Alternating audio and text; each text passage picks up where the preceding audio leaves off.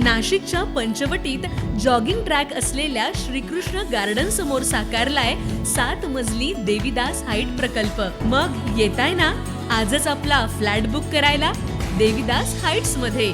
आमचा मोबाईल क्रमांक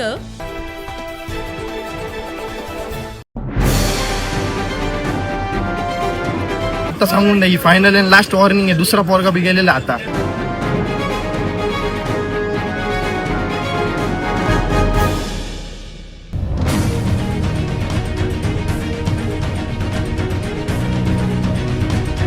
नाशिकच्या वडनेर रेंज रोड परिसरात बिबट्यानं 2 वर्षीय श्रुतिकवर केलेल्या हल्ल्यामुळे परिसरात भीतीचं वातावरण पसरलं।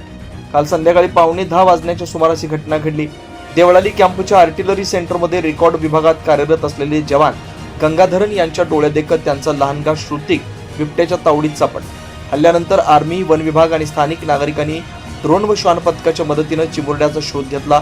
मात्र अंधार, जंगल परिसर, केंद्रीय विद्यालयाच्या पाठीमागे वालदिवे नदीच्या किनारी असलेलं घनदाट जंगल असल्यानं सतत अडथळे येत राहिले। 17 ते 18 तासांच्या अथक प्रयत्नानंतर श्रुतिकचा मृतदेह सापडला।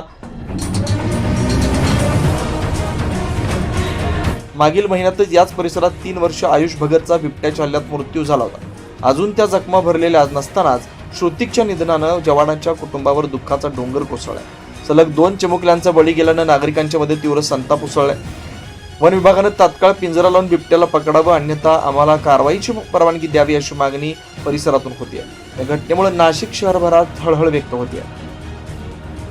9 न्यूज महाराष्ट्रासाठी प्रतिनिधी प्रवीण कुलथे।